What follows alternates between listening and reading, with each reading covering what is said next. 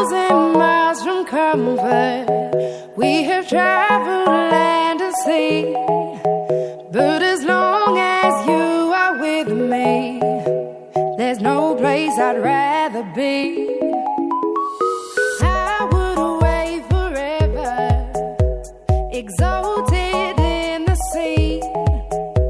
As long as I am with you, my heart continues to beat. With every step we take, Kyoto to the bay, strolling so casually. We're different and the same, gave you another name, switch up the batteries. If you gave me a chance, I would take it.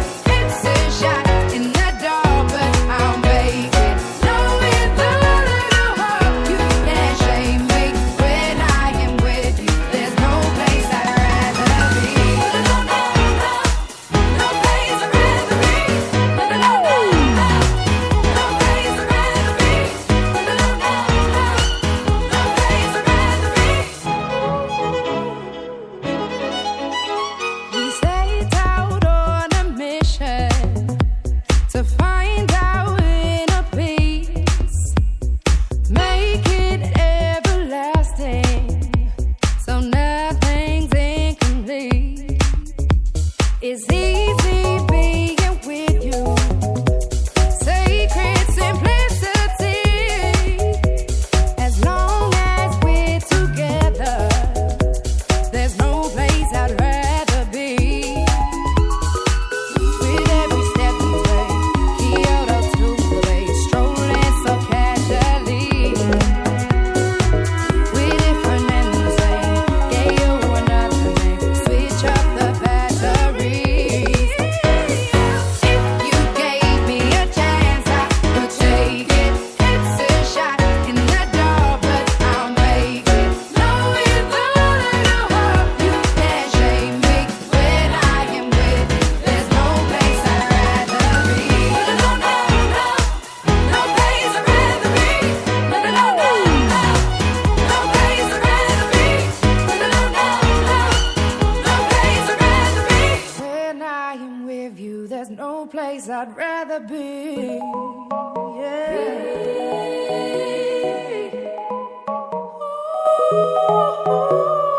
Baby, baby, baby, baby, yeah, yeah, yeah, yeah.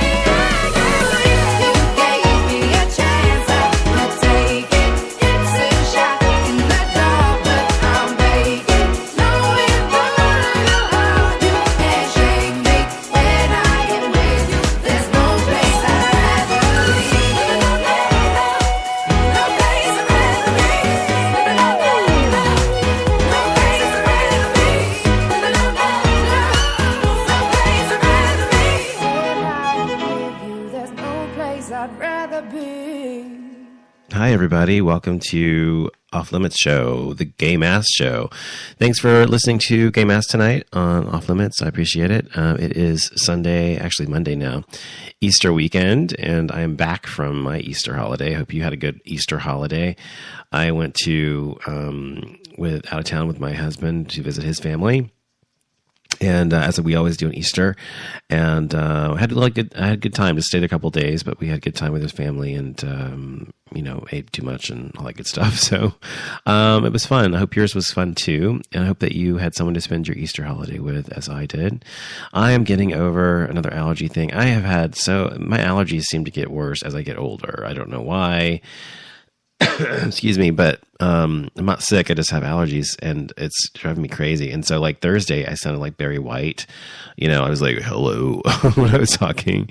I still sound a little different now, but I've been taking like nose spray, nasal spray, and like Allegra and that kind of stuff, and it's helped. But I still am not 100%. I still a little congested. So if I sound a little weird, that's why. Anyway. What was I going to say? So first of all, by the way, if this is the first time you've heard the show, this is the Gay Mass Show, part of the Off Limits Show network, I guess you call it, whatever. And I'm doing this show to bring you the latest in gay news culture, gay topics, etc., as always on Gay Mass. And if you don't know anything about me, want to know more about me or the show, you can go to offlimitsshow.com and find out more about me, listen to the shows from this year. You can go to Spreaker.com, listen to all of my shows. They're listed there. And you can also listen to Off Limits Show, Game Ass Show, and Brain Purge Show, the 3 main shows I do, on iTunes. If you search for each respective show by name, you can subscribe to the shows there and listen to them on your iPod or your iPhone or your iPad or your Mac. So please follow me and listen to the show. I appreciate it. So, well, first of all, some interesting thing happened to me. I had forgotten about this because about, I guess 3 weeks ago or so, Andy Cohen had said on Facebook to post, or Twitter, to post your questions for the women of the Real Housewives of Atlanta for the reunion show. If you wanted to ask a question, maybe your question would get asked on the show, on the air. And on the way back from driving back from out of town, coming from back to Dallas tonight, I kept getting all these Facebook pages, my personal Facebook page, saying, "Oh my God, your question was just asked on Real Housewives of Atlanta. Oh my God, oh my God!" And I completely forgotten what question I'd asked, because I had actually started to ask one question, and I deleted it, and I asked another one instead in its place. And excuse me. And so I had forgotten what the question was until I saw it and I remembered. But so they asked the question. The question was, he says my name and everything on the show, so you can see there. You can go to the show and watch it if you want to know my name. But anyway, it's on the show, and he says my name. He says from Dallas, Texas, and he says wants to know. Says Kenya. What did I say? I said are we ever going to get to see your African prince, or is he non-existent, much like your acting career? It was a very snarky, bitchy question, appropriate for me, especially towards Kenya. I can't stand her. I think she's so fake and just horrendous as a human being. And she was none too happy about that question. And it kind of sparked a bit of it kind of sparked a lot of animosity between she and Portia and some of the people on the panel, but it really kind of started things off. So I felt good about that, I guess, because it really got to her.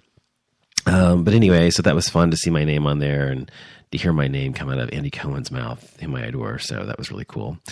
Anyway, but I was thinking about that also. And I was thinking about, and she said, "Oh, well, let's see if he asked me that question in person, if he read me like that in person or something like that." And yes, bitch, I would read you like that in person, because you're a cunt. What do you think I'm afraid of you? Some little twirly little fake ass bitch, please. Anyway, so, I would say exactly the same thing to her in person as I asked her there. I asked the same question the same way, because I'm exactly the same on air as I am off air. But anyway, so I was thinking about the gay read, as I call it.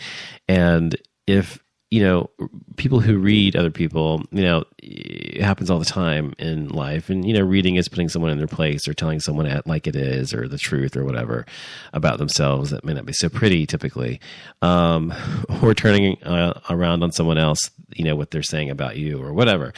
But generally that's what a read is. And so if you don't know, which I'm sure most of you do, but it's a lot, it's started in the gay community, I think, and maybe the black community as well. It may have started in the gay community. I don't know where it started, if you want to call it reading, where being called reading was started.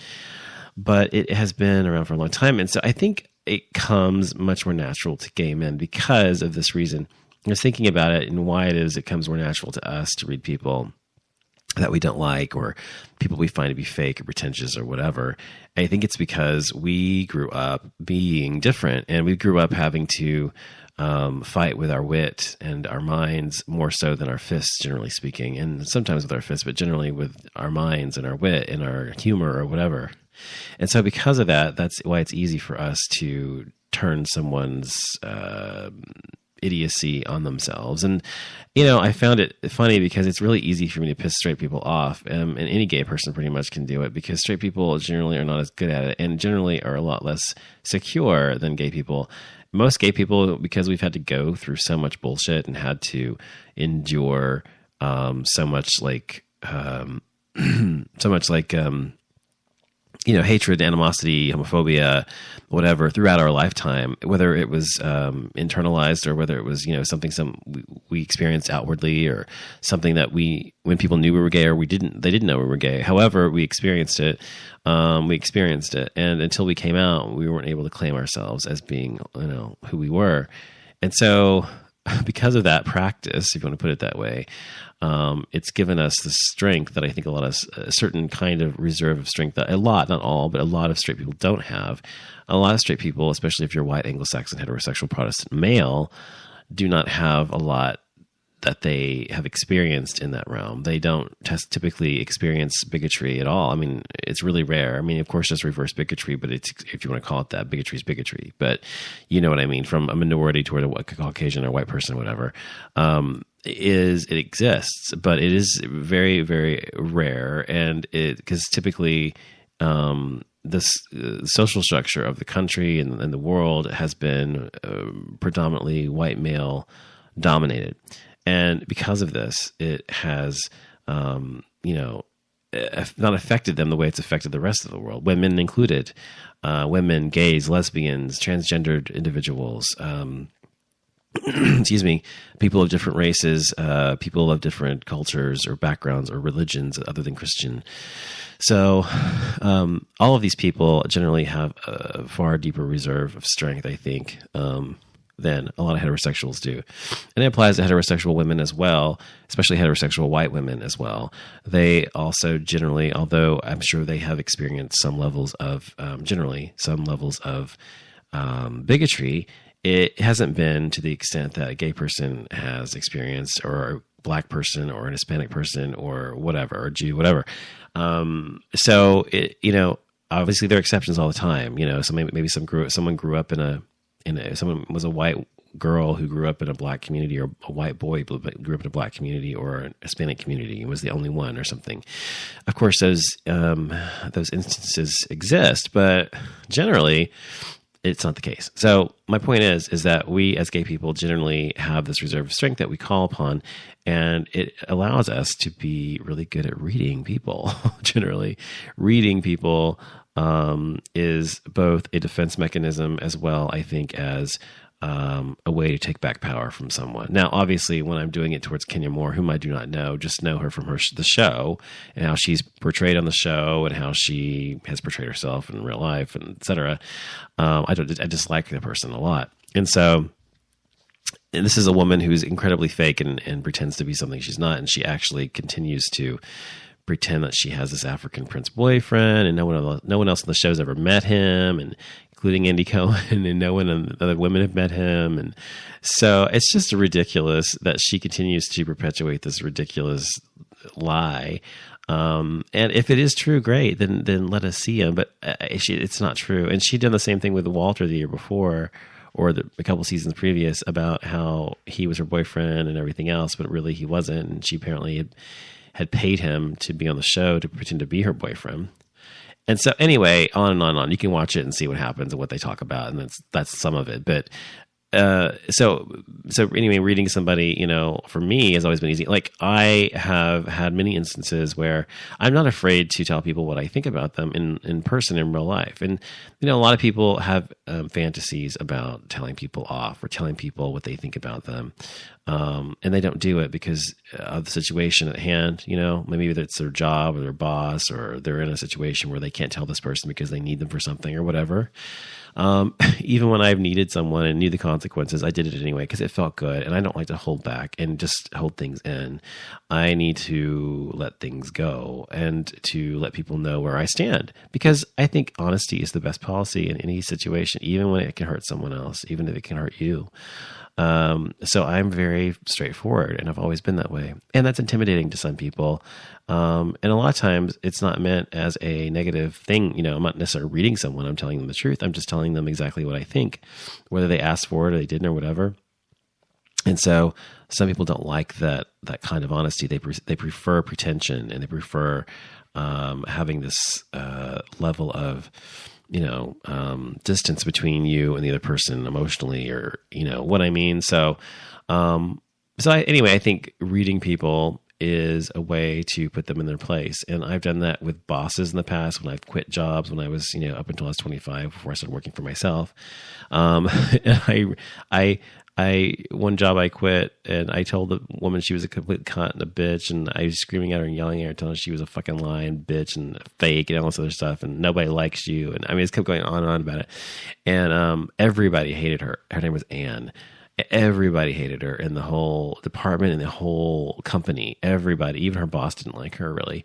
And so I was the only one who'd ever stood up to her and told them. And so after I left, everybody's like, "Oh my God, you're my hero," blah, blah, blah. And so, I had lunch with some of them afterwards. I'm like, "Oh my God, it was so great." It was epic. So that kind of thing, I've done more than once in my life, whether it was with bosses when I was working for other people, for instructors at schools and colleges I went to, and on and on. And I think that that's a great thing. So to read someone, if it's merited, I think is a good thing, because it means that you are being heard.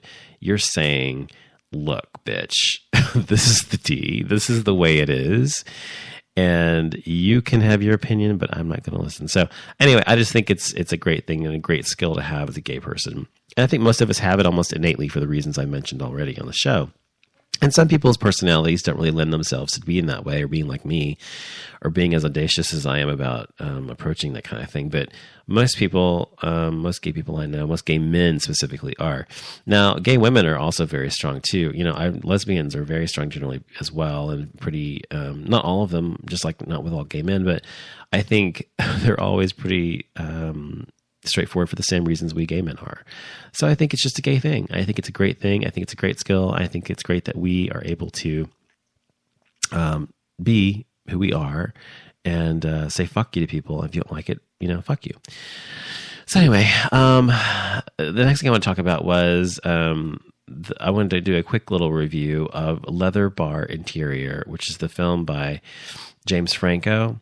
And James Franco, who he is. He did, he played James Dean a long time ago. He's been in many movies, Planet of the Apes and Wizard of Oz, and a bazillion movies. I can't even think of all of them. The one, Pineapple Express. I can't. You know who he is, I'm sure, James Franco. But anyway, cute. He plays a lot of gay roles, and he's totally straight and everything, apparently. And he's very comfortable with gay cinema. And so people have always asked, why does he always do all these gay roles? And why does he always do these, produce and direct these gay films? Why is he so interested in gay culture if he's not gay? And so this film kind of answers that question, because this film, Leather.Bar.Interior, Leather.Bar.Interior, is basically, it does answer that question. Literally, he actually says in the film exactly why he does it. But also, what it's about is, if you've ever seen, there's a movie from, I think it's 1980. I saw it many years ago. I rewatched it like about 5 years ago, or about a year ago, actually, 2 years ago, maybe, called Cruising. And Cruising was, for its time, extremely groundbreaking in 1980, or whenever it came out, somewhere around there. I think it was 1980. And it had Al Pacino as the main lead character. And he is a cop going into the deep, seedy underbelly of the gay, homosexual bar scene in New York City, a leather bar scene, not just the bar scene, but the leather bar scene, and to find a murderer or catch a murderer who's killing a lot of gay men or whatever. And so that's the character in the movie. Now, Al Pacino, of course, is heterosexual, and the character in the movie is heterosexual, or so he thinks, until he gets involved with this thing and finds out he's actually gay or whatever, or he's gay. I don't know if you want to call him gay, but whatever, he's open to it. And so so the film is very sexually charged, and has a lot of sexual imagery and sexual scenes in it. And so because of this, it was very, very, very raunchy and risque for 1980, and they made them cut out 40-something minutes, or 14 minutes. I can't remember if it was 14 or 40-something. It was one of the two. I think it was 40, or I think maybe 14. But anyway, I think it was 40-something minutes, actually, of film from the original thing, because they were going to give it an X rating if they didn't take these 14 minutes or whatever it was out of the film.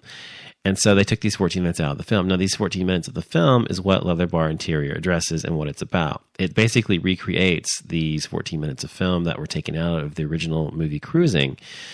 and recreates them with modern day actors and modern day setting. Okay. In a leather bars or whatever. And so it's very, very sexual and charged. And basically it is a porn. I mean, it's basically not really just soft porn. Well, I guess it is soft porn because there's no actual anal sex on screen, but there's oral sex on screen. I mean, the dick and everything going in and out. I mean, there's oral sex in this movie. And it's actually pretty hot in a way. Some of it is just the way it's shot and everything, but it's some of the guys in there are very hot. The blonde guy is really hot in it. But there's not a like a sex scene like where they're actually fucking or whatever. It's mostly just, oral sex, kissing, and sexual and erotic stuff. And so it's technically soft porn, but it is pornography in my opinion. Now, James Franco calls it art and calls it artistic, and the reason he gives for doing these kind of gay films and the reason he wants to do it is because he says that it's not fair that it's okay to watch straight sex but not gay sex on screen. It's okay to watch simulated heterosexual sex and get an R rating, but not simulated gay sex and get an X rating. It's not fair to watch people blow other people up or whatever, and that's okay, but it's not okay to see two men making love. Or two women or whatever. So he is trying to expose the hypocrisy of sex in media. Now, Madonna did this with a sex book in 1992 that she released along with her album Erotica, which I have both. And I understood what she was doing and saying with those things. And she also wanted to shock, and of course is what she does. But there was a message behind it that was lost. And so he's doing something similar, and that is the same thing she was trying to do, is to expose the hypocrisy of people in sex. And, and kind of expose and hold people up into their face, into a mirror, their own hypocrisy and two-facedness about sex, whether it's gay, in his case, gay sex specifically. In her case, she was talking about sex in general as well as gay sex. So, so the film is not what I thought it was going to be. It was actually, I thought the film was just going to be just basically a straight, literal recreation of, hold on. Sorry about that. Literal recreation of the 14 minutes or whatever it is, I can't remember, I'm sorry, of film that was taken out of Cruising and actually just recreated. That was going to be the whole film. But actually, it's really more of a docufilm. And it's really him exploring why he's doing this again, and also how uncomfortable the actor who plays the Al Pacino role is in it, because he's heterosexual, and so it sort of mirrors the same thing Al Pacino himself was going through when he did the film Cruising with this other guy who's his friend of 15 years, who's heterosexual. And it also goes behind the scenes about these other guys who are playing gay who are actually straight, and gay guys on the set as well, and they talk about having sex and how they're going to film the sex and how they're going to do this, how they're going to do that. And actually, there's a scene where an actual real couple, a live couple, actually has sex, and they do actually fuck, I think, but they don't show that part. And they show it, but they don't show them like actually copulating, But anyway, I'm sorry, I'm sniffling. That's really not professional. But anyway, so anyway, the film is very interesting, but it's certainly I was left when it was over with what the fuck. I mean, it's really kind of trying to be really artsy fartsy, and in a way it is, but it's not really. Just have a whole lot of depth to it. I mean, to me, it's just basically showing behind the scenes of a film about porn. Basically, that's what it's about. So if you're expecting something really deep and with a really deep message, which it has a message, which I agree with, but I don't think it was really expressed that well, then don't expect that. If you just want to see some guys having sex, then you can watch Leather.Bar.Interior. It is available for free on Netflix if you have Netflix. And the last thing I want to talk about was hairy or smooth. Do you prefer your men hairy or smooth? And I've always liked both. I don't really care if a man is hairy or smooth. Now, when I say hairy, I mean like he could have hair on his chest and his stomach and his legs and his arms, whatever. That's okay with me. But I do not like back hair at all. And I do not like ass hair. I just don't like either one of those. I think an ass should be smooth and accessible. And I think the whole penile region should be manscaped well. And it shouldn't be shaved completely, but it should be, pared down and made to look nice and neat. It shouldn't be all bushy like like you need a fucking weed whacker to get down there, you know? So I don't like back hair or butt hair or too much hair down in the crotch area. But I think generally hairy is sexy as well as smooth. I think if a guy has a really perfect, beautiful body, like he's really lean or really muscular, I think smooth works really well. I think that looks great on a really beautiful body with a lot, like oil on him or something. That's hot. Hairy body doesn't have to be perfect, I don't think, as much as a smooth one does. I think a smooth body on a fat guy does not look good, basically. Whereas a hairy body on a fat guy, when I say fat, I don't mean like obese. I just mean, bigger than average, like a bear or a cub or something, is okay. But a smooth guy like that doesn't look good to me. This is just my opinion, of course. But what do you think? Do you like hairy guys or do you like smooth guys? Why don't you comment on my page on Spreaker.com or on the offlimitshow.com page on this show page, and you can comment there and let me know. Or you can tweet me, or you can post it on Facebook and let me know what you think, because I'd love to hear your thoughts on hairy or smooth. Anyway, so that's really all the show I did. I just wanted to do a quick show to try and check in because I'm not feeling great, but I wanted to talk about those things, and I appreciate you listening to the show. I'll be back hopefully later in the week. I'm going to have another really busy week this week, but I'll try to be back at least for Gay Mass next Sunday for a full show. So be sure to listen in. And by the way, if you haven't heard already, the interviews I did with Jack McEnroth and as well as Coco Peru, I reposted them last week. The Jack McEnroth one's gotten like 1,000 listens or whatever. It's crazy. The original one I posted, but they're both still posted, and good interviews. So be sure to check those out. I'll be bringing you more interviews soon as well. Trying to get those lined up when I have the time. I just haven't had the time to line them up. So thank you for listening to the show, and I'll be back later, and you have a gay old time. Good night.